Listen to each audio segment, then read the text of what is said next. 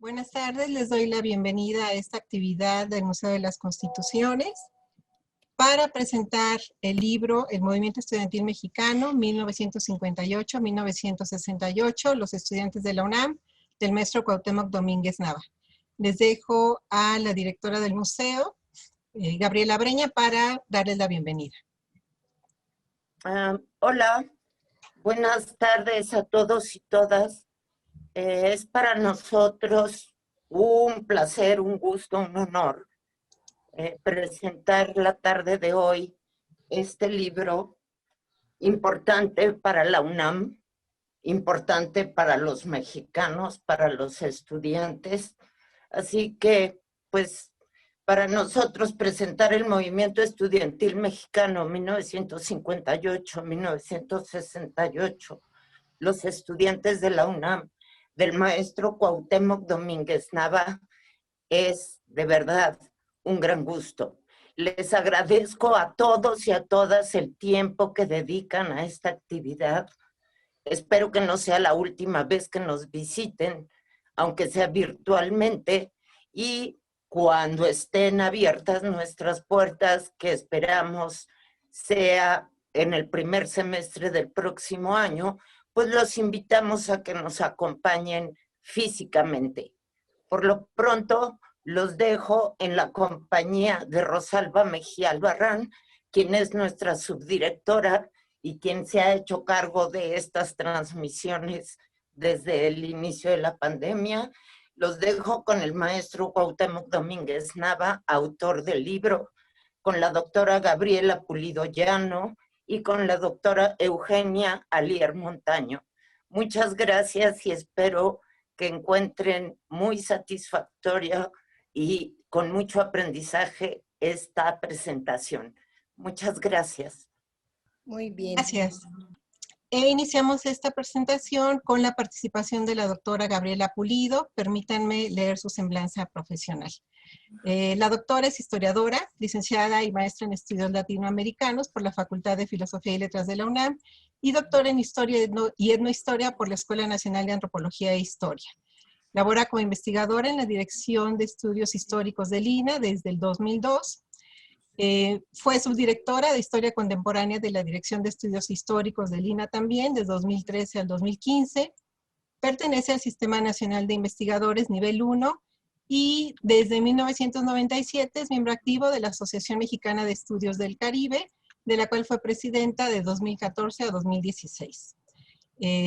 Su obra escrita versa sobre la vida nocturna, la historia de la nota roja, la presencia cubana en México, del teatro, el cine mexicano y cubano y los estereotipos.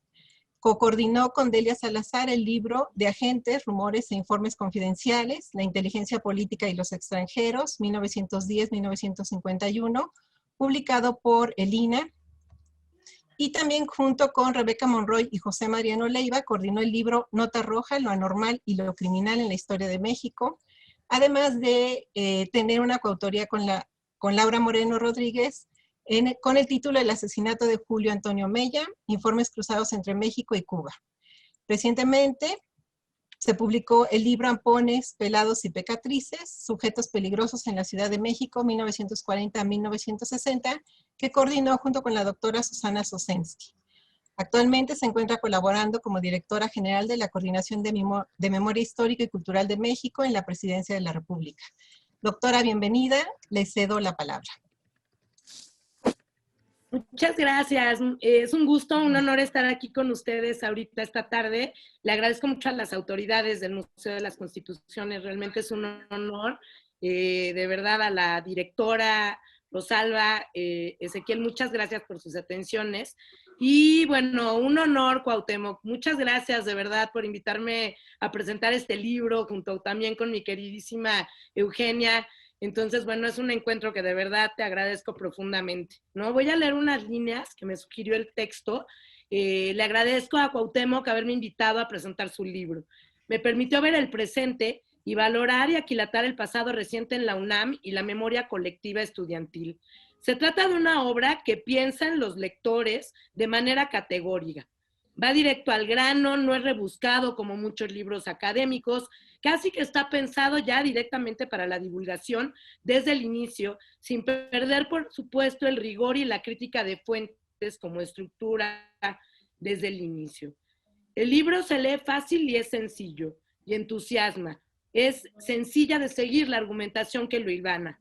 Al terminar de leerlo, comprendí y refresqué varios aspectos relacionados con la memoria histórica en México, acerca de aquellos años que siguen siendo paradigmáticos y acerca de los movimientos estudiantiles en general y de los jóvenes de ahora, de mis estudiantes. Pero también pensé en mi paso por la Facultad de Filosofía y Letras, afortunados años en los que entendí por qué la universidad es la escuela de la vida, te deja marca indeleble, escuela de la política, del descontrol y control de emociones muy profundas, donde se mezclan la amistad, la solidaridad, la pertenencia, la identidad, el amor y esto, pues, emociones muy profundas. Estamos frente a un libro que era necesario.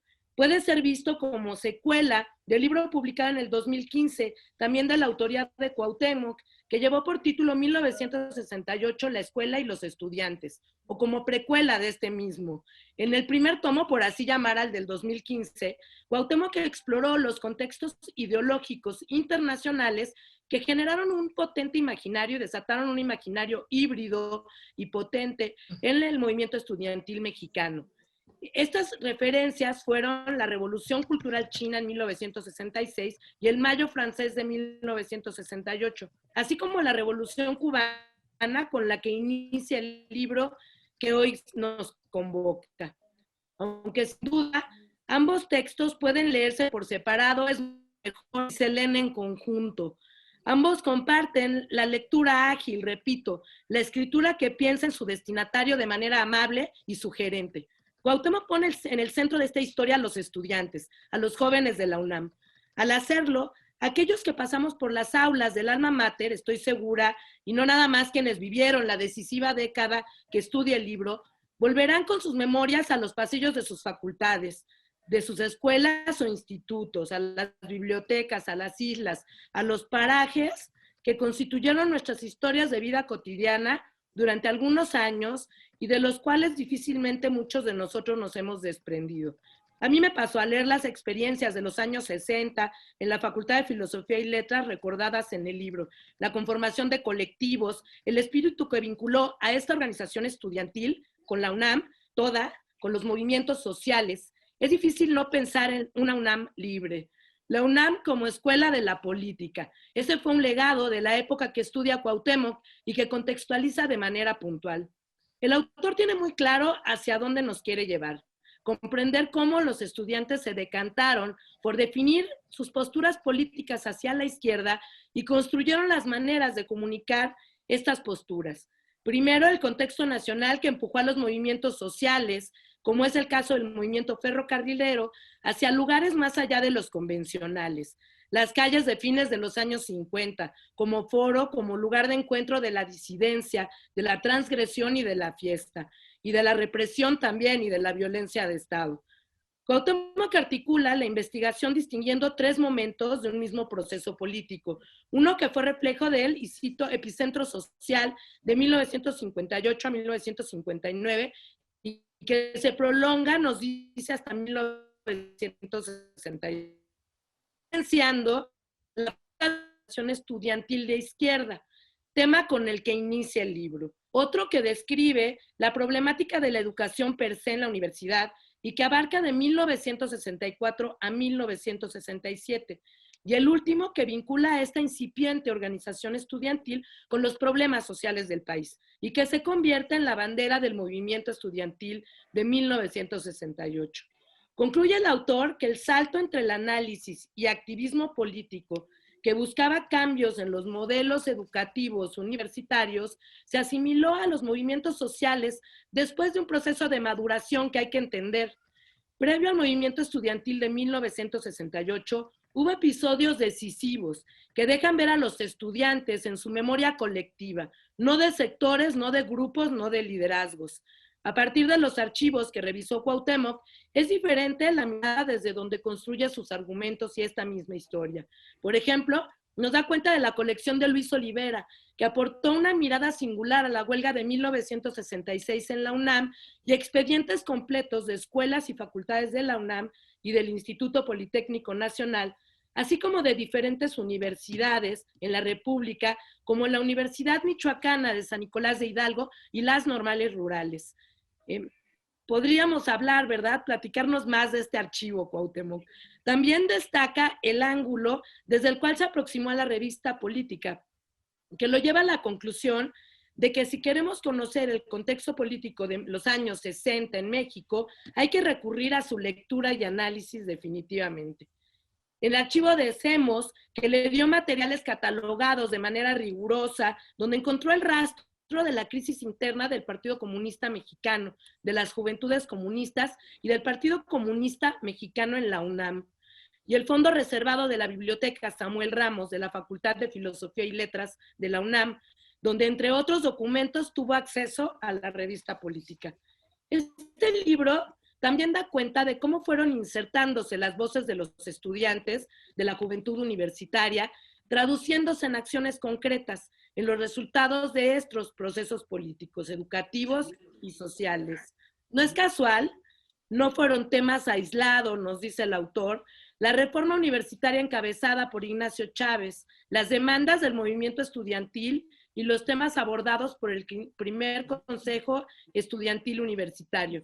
Con hechos en estos acontecimientos, se puede ver la huella de un movimiento estudiantil mexicano que se transforma, madura, se complejiza, se diversifica, se unifica, transgrede, discute, se confronta durante los años de 1963 a 1967.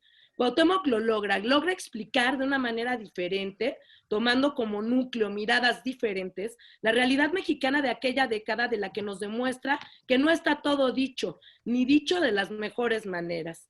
Me interesa mucho destacar la visión del autor acerca del por qué impacta tanto a nivel ideológico, pero sobre todo a nivel de un imaginario político de largo aliento la Revolución Cubana.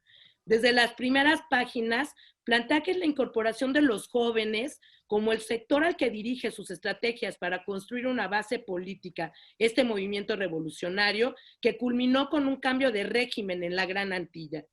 Las estrategias, las voces, las miradas se dirigieron a los jóvenes. Este sector retroalimentó las acciones de la revolución triunfante y planteó al exterior una ruptura, como bien señala Cuauhtémoc, con el mito que concebía la política como actividad solo para adultos. Otros más mitos se cayeron tras la maduración del movimiento estudiantil mexicano, señala el autor.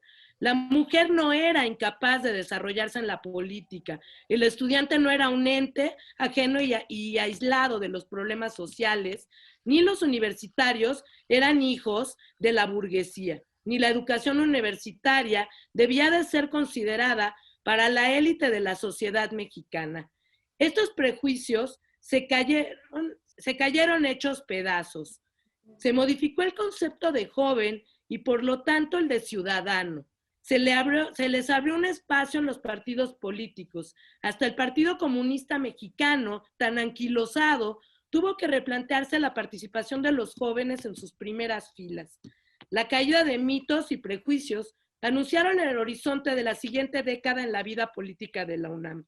La reforma modernizadora impulsada por Ignacio, que legitimó la masificación de la educación universitaria, era el preludio de cambios desde el nivel micro en cuestión de organización de la currícula y planes de estudio hasta el macro con el crecimiento de la logística de ocupación de espacios universitarios que impactó las regulaciones y normativas de la UNAM.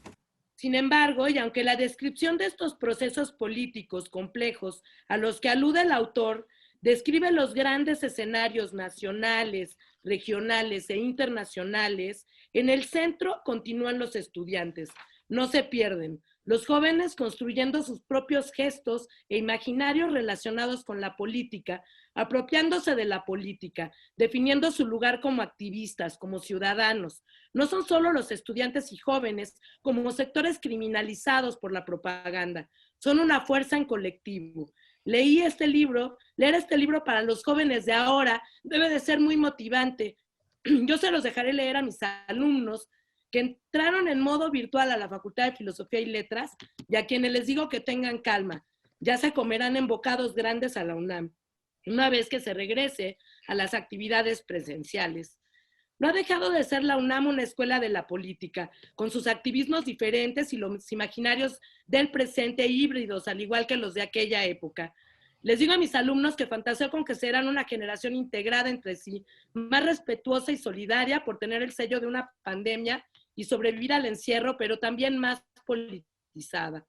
Es urgente pensar en la definición de juventud ahora, en volver a colocar a este sector en el centro de las políticas públicas, en abrir sus espacios, dejar respirar a los jóvenes universitarios entre tanta reja, tomar medidas y acciones contundentes para protegerlos de la violencia dentro y afuera de las escuelas, pero sin rejas ni camisas de fuerza.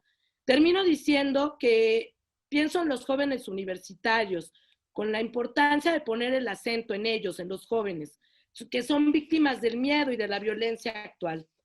Ya antes pensábamos en no dejar salir a los niños y tampoco a las niñas, ni adolescentes, ni jóvenes, porque pueden ser víctimas de secuestro. Ahora tampoco los jóvenes estudiantes con prósperos augurios pueden estar en las calles libremente. Los criminalizan en las redes sociales, como antes en los medios masivos de comunicación. De nuevo hay un olvido de este sector que ahora de nuevo vive encerrado con miedo. Muchas gracias, Cuauhtémoc, por traernos con tus palabras sencillas épocas donde los estudiantes organizados pudieron transformar al país. Esa es la memoria colectiva que debemos recordar y gritar a voces. Muchas gracias. Muchas gracias, Gabriela. Seguimos entonces con la participación de la doctora Eugenia Alier. La doctora es investigadora titular del Centro de Investigaciones Sociales de la UNAM y docente en el Colegio de Estudios Latinoamericanos de la Facultad de Filosofía y Letras de la misma universidad. Es doctora en Historia por la Escuela de Altos Estudios en Ciencias Sociales en Francia y es miembro del Sistema Nacional de Investigadores de México. Es autora del libro Batallas por la Memoria, los usos políticos del pasado reciente en Uruguay, publicado en 2010, que ganó la mención honorable del concurso Mejor Libro en Historia Reciente y Memoria 2012, de la sección Historia Reciente y Memoria de la Latin American Studies Association. Entre otras distinciones, ha sido nombrada en la Cátedra de Estudios del México Contemporáneo de la Universidad de Montreal, Canadá, y en la Cátedra Norbert Lechner de la Universidad Diego Portales de Chile. Actualmente dirige el proyecto de investigación hacia una historia del presente mexicano, régimen político y movimientos sociales 1960-2010. Su último libro, coordinado con César Vilchis y Camino Vicente, es En la cresta de la ola, debates y definiciones en torno de la historia del tiempo presente. Doctora, bienvenida, muchas gracias por estar con nosotros. Le cedo la palabra. Gracias a Rosalba y gracias a todos por tratar de apoyarme, por la invitación también, por supuesto, igual que a Cuauhtémoc. Y como decía Gaby, pues es un placer también estar con ella aquí, ¿no? Yo creo que quizá vi una buena parte de la presentación de Gabriela, me gustó mucho porque además creo que lo que yo puedo decir es como complementario. En cierto sentido, el trabajo que se ha hecho sobre el movimiento estudiantil de 68 ha tenido como ciertas líneas de trabajo, ¿no? Uno de ellos, pues es obviamente el testimonio desde los propios participantes, ¿no? Que fue el que dominó por lo menos los primeros 20 años de la historiografía sobre el tema. Ya desde hace unos 15 o 20 son los historiadores, como Cuauhtémoc, quienes están escribiendo la historia del 68. Y ahí se han abierto como muchas líneas de investigación, ¿no? Por ejemplo, sobre la politización de los estudiantes, cómo va a repercutir también en su vida posterior, ¿no? En la politización posterior y en lo que van a hacer en los distintos movimientos que van a conformar luego del movimiento estudiantil, ¿no? Ahí, por ejemplo, está el trabajo de Sergio Arturo Sánchez Parra. Luego también ha habido como muchos otros trabajos que abordan lo que ha pasado en los estados, como para no tratar de centralizar exclusivamente en la Ciudad de México. Se ha abordado también desde la represión, que han sido líneas como muy importantes, ¿no? Que se han trabajado. Se ha abordado mucho también sobre lo que ha ocurrido, por ejemplo, con las fotografías, con los medios de comunicación, y todo eso nos va dando cada vez más visiones más y más amplias sobre lo ocurrido en 1968. Creo, y eso es lo que quisiera resaltar en realidad, que el trabajo de Cuauhtémoc amplía esas miradas porque es uno de los pocos que se ha dedicado a ver al 68 en una perspectiva que no incluye solamente el año, sino en una perspectiva que pretende ser un poco más amplia, ¿no? Por lo menos nos muestra como una larga década, ¿no? Como él bien lo dice, es una década, ¿no? El 58 al 68 son los años 60 que en México, y yo concuerdo totalmente con él, comienzan en 1958.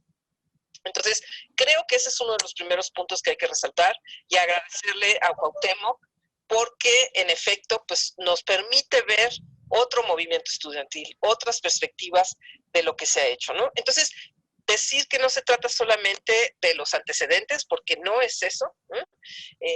Sino que es un trabajo poco explorado, que en realidad lo que busca ver son los aprendizajes políticos que tuvieron los jóvenes en la década anterior y que los van a llevar a movilizarse y de qué manera les va a permitir movilizarse en 1968. Entonces, en ese sentido, no es un recuento, sino que es un análisis también, por ejemplo, de los procesos de represión que se van incrementando. Eso me gustó mucho, ¿no? Incluyera justamente cómo la represión al movimiento ferrocarrilero y luego a lo que pasa, por ejemplo, en el 66, va incrementándose y nos va a permitir visualizar lo que ocurre en 68, particularmente con el 2 de octubre. Yo creo, y eso sí, estoy totalmente de acuerdo con lo que decía Gabriela Pulido, que se trata de un trabajo que va a interesar muchísimo a los alumnos. Es un trabajo que es una gran síntesis, la verdad. Había preguntas sobre cuáles eran las fuentes con las que se habían trabajado y es amplísimo. Ya lo dijo Cuauhtémoc, ¿no? Son muchos archivos, muchos periódicos, muchas revistas para eso, para un trabajo poco explorado, que además, como decía, es una gran síntesis y además es un libro muy ágil, muy fácil de leer, muy agradable de leer y que además nos enseña muchísimas cosas. Entonces, yo también creo que para los jóvenes, pues es una bocanada de aire, ¿no? Puro en medio de lo que estamos viviendo, que va a permitirles pensar también sobre su propia politización y sobre su propia militancia, si es que la tienen o si no la tienen. Y creo que también otra cosa que me gustaría decir es que es un amplio debate, ¿no? Todo el libro, con autores tanto nacionales como internacionales, ¿no? En torno a este periodo.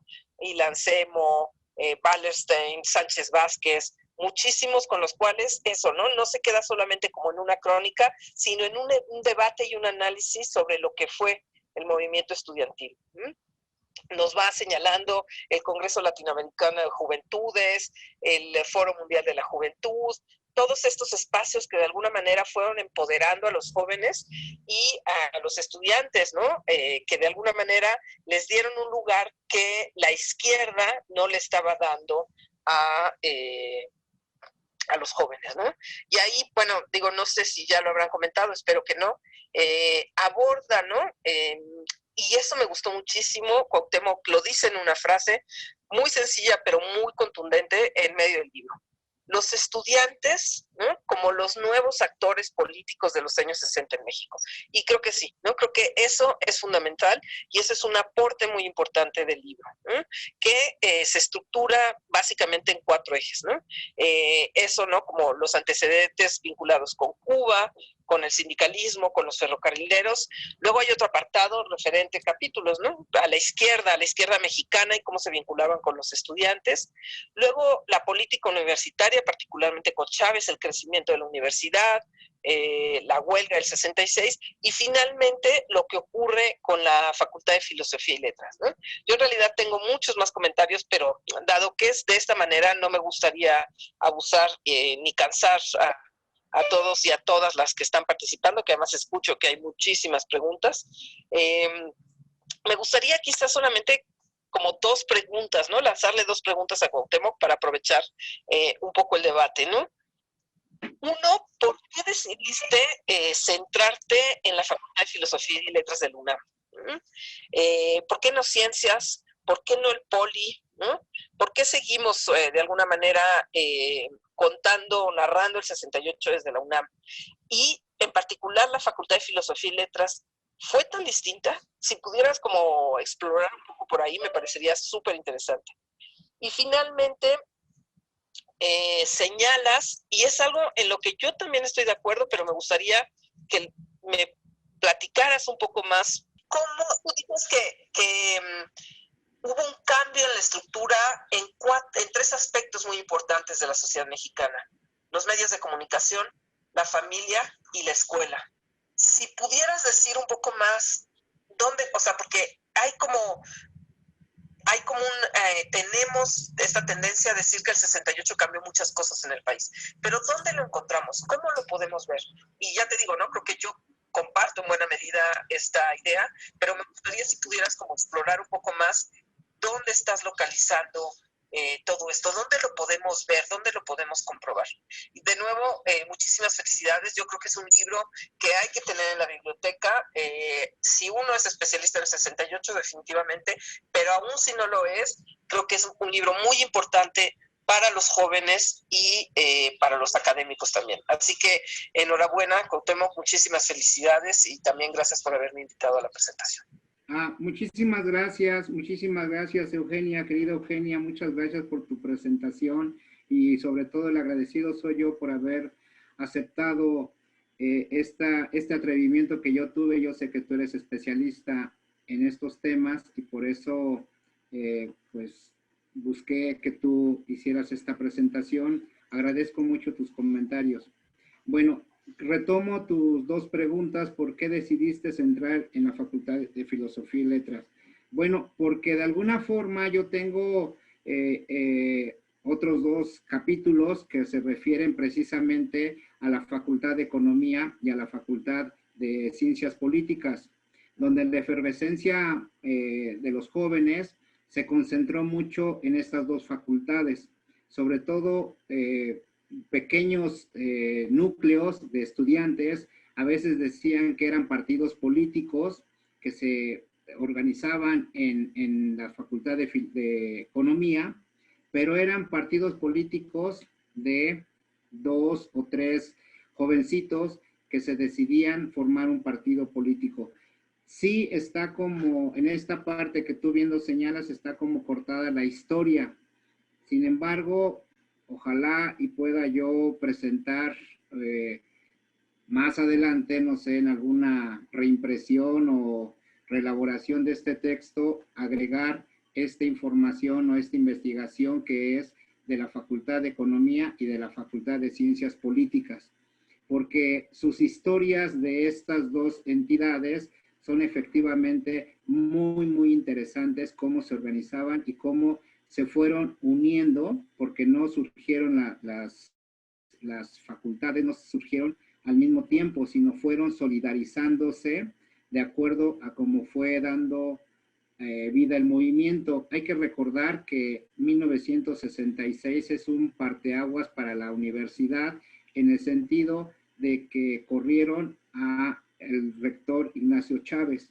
Muchos de esos estudiantes no estuvieron de acuerdo porque, como yo trato de señalarlo, en la UNAM estaba infiltrada organizaciones de derecha, organizaciones como el Muro, como organizaciones como el PRI y el PAN, que efectivamente lo que buscaban eran violentar al movimiento. Una manifestación de esta violencia fue el haber agredido y expulsado al rector Ignacio Chávez. Las facultades, por ejemplo, de Economía y de Ciencias Políticas se manifestaron en contra de ese movimiento y fueron creciendo las organizaciones políticas. Muy bien, yo creo que eso. Sin embargo, también no me dio, ahí sí corté la información. Yo insisto, en el archivo que tiene Luis Olivera, existe mucho material para hacer una investigación más amplia sobre el Instituto Politécnico Nacional. Pero sobre todo, creo yo, que hace falta también sumar a este tipo de interpretaciones la aportación que hicieron las normales rurales, porque mucho del movimiento de los años 60 no surgió precisamente en la Ciudad de México.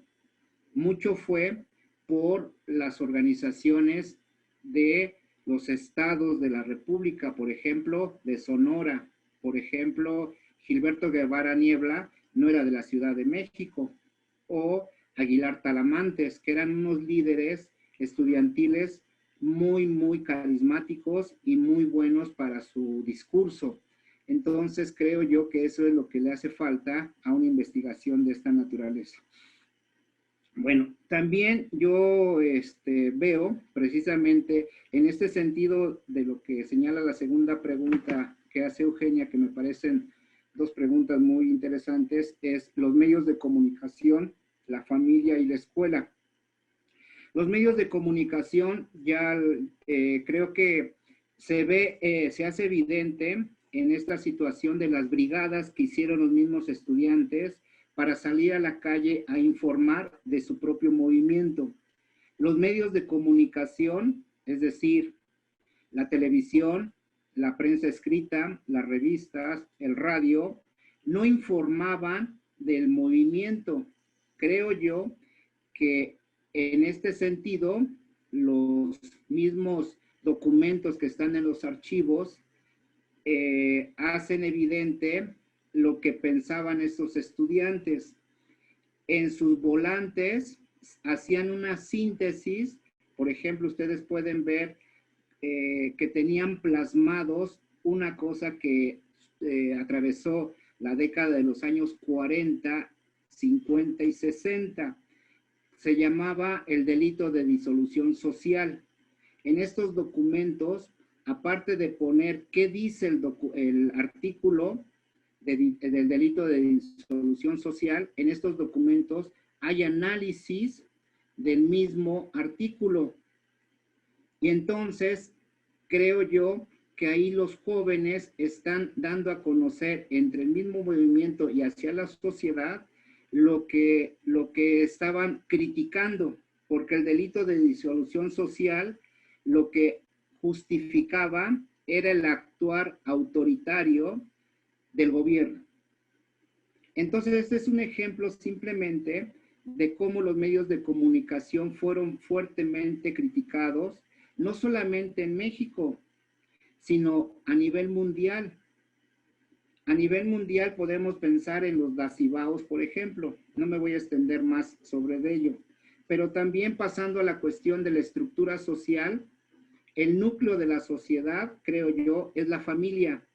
Y en la familia la estructura era muy vertical, donde el papá era la autoridad máxima por muchas razones, porque era el que llevaba el dinero a la casa, porque era el que trabajaba, porque era el que abastecía, y la mamá tenía un rol menor.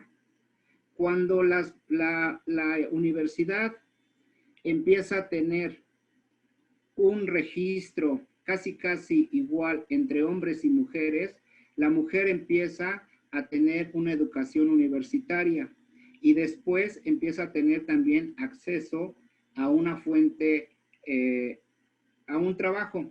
Y con este trabajo, efectivamente, lleva dinero a la casa y entonces empieza a tener igualdad en la casa. Entonces, los hijos empiezan a tener efectivamente este rol de ver que mamá y papá tienen un rol igualitario. Y creo yo que aquí en los años 60 se empieza a romper efectivamente este rol jerárquico, donde el papá ya no es el eje dominante.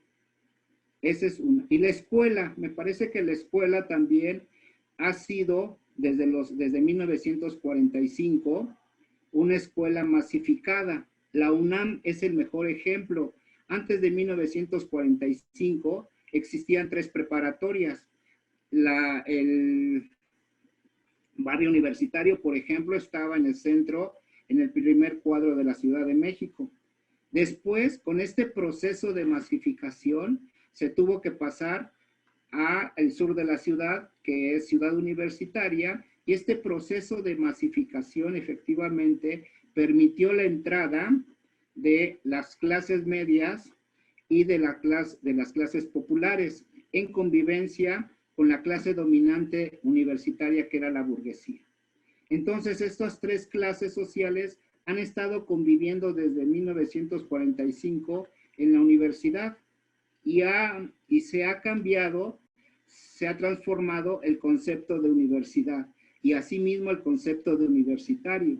Por eso, esta ruptura que se ve, que yo trato de evidenciarla a través de mi libro, de cómo el estudiante ya no es el hijo del burgués, ya es el hijo del trabajador, y es el hijo del campesino, y es el hijo del obrero, y es el hijo del funcionario, y ya no nada más es esa pequeña élite que tenía acceso a la universidad, sino que ya la universidad es una universidad popular, podríamos decir, o no popular simplemente, sino que están en convivencia las diferentes clases sociales. Eso yo podría comentar, como bien dice Eugenia, para no cansarlos por estos medios virtuales. Agradezco mucho la presentación nuevamente de Eugenia. Gracias. Muchas gracias por tus respuestas, Cuauhtémoc. Muchísimas felicidades de nuevo. Y bueno, una invitación a todos y a todas para que compren el libro y lo lean. Realmente vale la pena. Muchas gracias, doctora. Un gusto tenerla con nosotros. Igual, hasta luego. Hasta luego. Maestro Cuauhtémoc, si gusta podemos empezar a contestar algunas de las preguntas. Usted me dice. Sí, adelante, sí, con gusto. Una de las preguntas es, ¿qué lo inspiró a escribir este libro? ¿Por qué esos temas? Ok, es muy buena pregunta. Antes que nada quisiera agradecer la presentación que hizo mi amiga, colega, Gabriela Pulido, como yo le digo, Gaby, de cariño. Agradezco mucho sus comentarios, agradezco mucho las reflexiones que hace. Al mismo tiempo me doy cuenta de la importancia que tiene un tema. El 68 siempre ha sido un tema que me interesa, pero me ha interesado, así como muchos, como anécdota. Pero cuando yo lo vislumbré como una actividad, y antes, hace algunos años, algunas décadas atrás, existía un mito también, que el historiador estaba negado a estudiar el presente hace algunos tiempos. Entonces, pues, rompiendo un poco la regla, para romper la regla, pues como historiadores hay que estudiar y romper las reglas, y esto me orilló más para estudiar este tema, que es el movimiento estudiantil de 1968. Entonces yo tuve muy buenos maestros en la Facultad de Filosofía y Letras.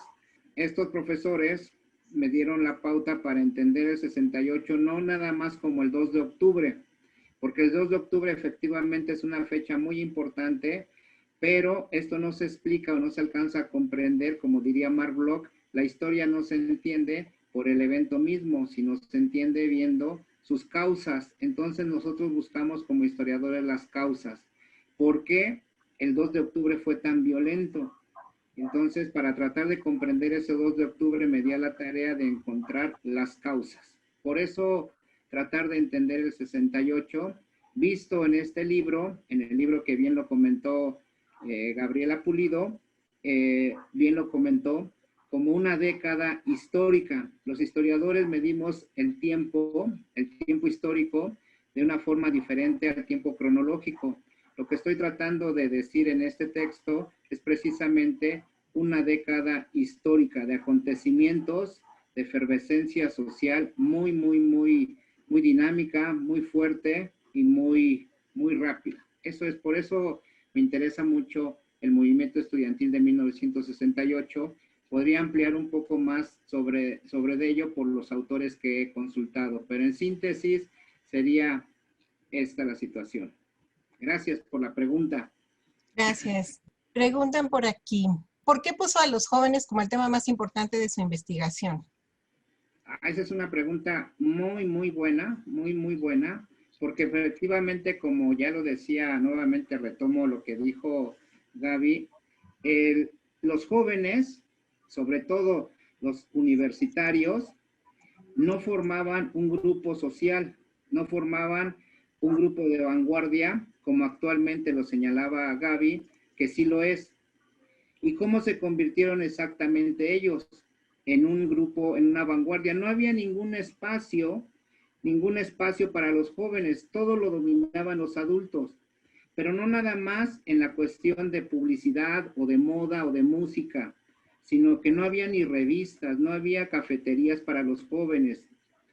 Entonces, pero en la cuestión que yo manejo en mi libro, que es la cuestión de la política, los jóvenes durante los años 60 se van a convertir en el eje de la política, sustituyendo, y no exagero por sustituyendo, a un sector muy fuerte que era el sector obrero. Antes de 1960, ustedes pueden revisar la bibliografía, y el eje o la clase social para hacer la revolución social era el obrero.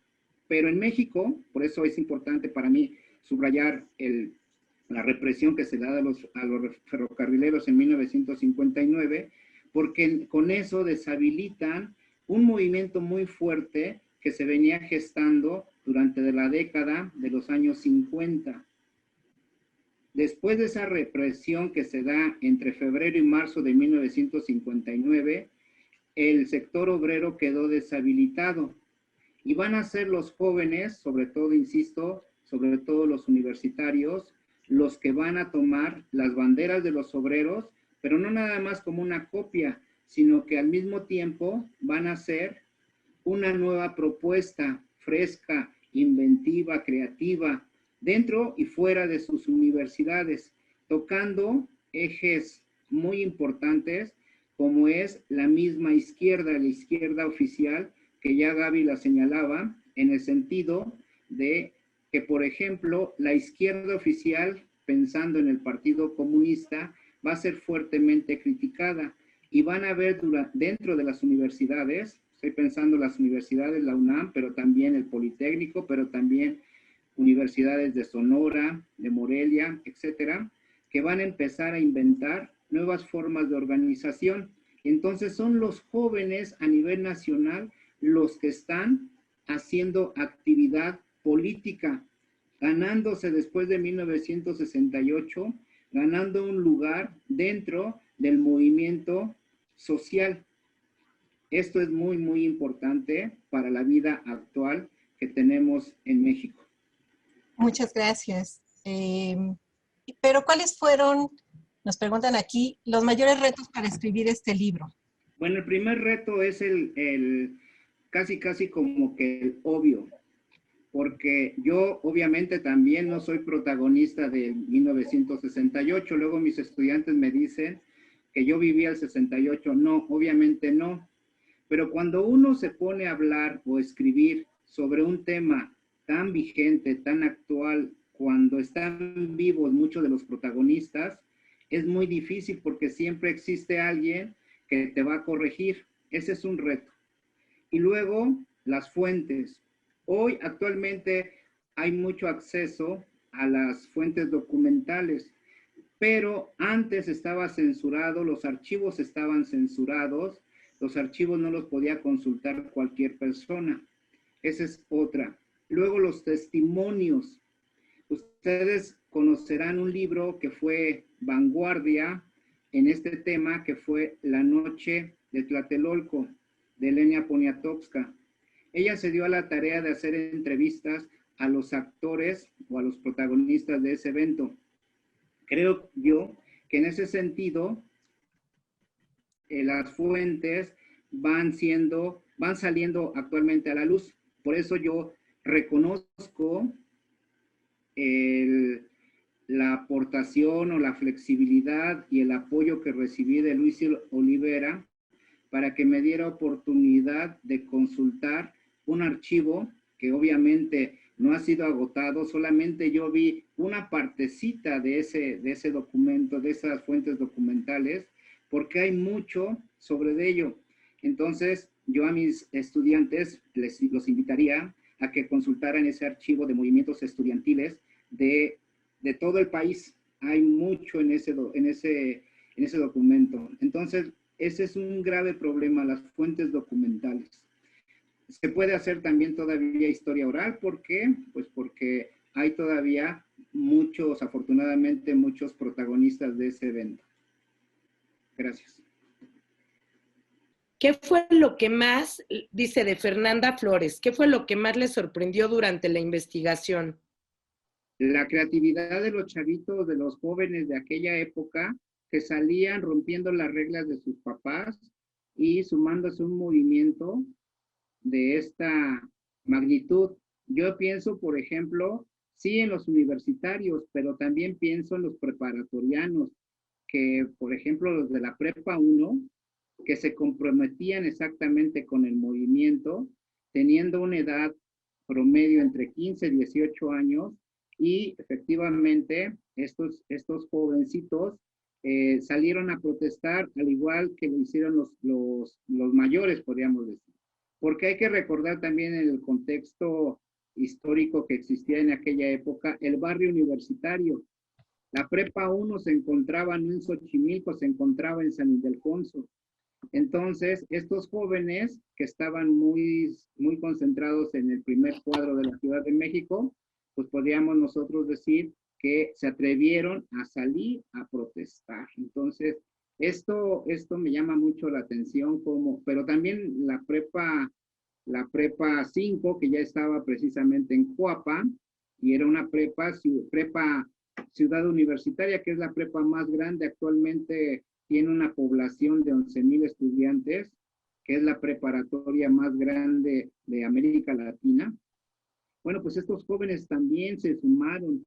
Eso no deja de sorprenderme, y esto creo que también no se ha estudiado lo suficiente como la relación. También me sorprende mucho, y eso también no se ha estudiado lo suficiente, en el sentido de qué les decían los maestros a los jóvenes, porque los maestros también estuvieron involucrados en el 68. Y entonces, mucho de lo que hicieron los jóvenes en la calle, pues lo aprendieron también en las aulas. Entonces, era otro tipo de educación. Esto también es interesante y es sorprendente. Y también otra cosita así chiquita, rápidamente la digo, cuando uno lee los documentos, lo que escribían los jóvenes, se sorprende a uno porque efectivamente estaban estos jóvenes empapadísimos de el acontecer social, y ahí lo plasmaron. Maestro Cuauhtémoc, si quiere hacer un último comentario ya para cerrar estas participaciones. Otra de las preguntas que abundaron, ¿cuál fue la parte favorita al escribir este libro? Bueno, la parte favorita creo que es la misma investigación. Es el ir descubriendo cómo poco a poco vas encontrando un hilo en tu investigación. Es ir encontrando fuentes que te permiten conocer un poco más sobre estos temas. Y la parte favorita de la investigación es la crítica. A mí me gusta mucho cómo se critica al Partido Comunista, cómo, yo lo digo en el texto, cómo los mitos, los saberes van cambiando. Y en este sentido, aquí hay un saber. Se creía que el Partido Comunista era el ente único que podía hacer la revolución. El cambio es lo que me gusta mucho, en otro sentido también de los padres, podríamos decir, del mito de las organizaciones políticas. Entonces, esa es la parte favorita, el cambio.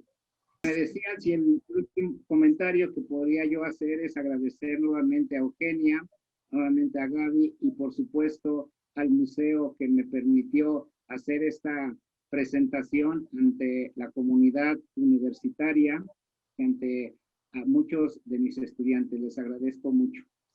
Muchas gracias, maestro. Gracias, Gabriela Pulido, doctora, por estar con nosotros. Muchas gracias a todos. Que tengan muy buena tarde. Hasta luego. Gracias, Gabriela. Hasta luego. Gracias a todos. Gracias, Cuauhtémoc. Gracias, Gaby. Gracias.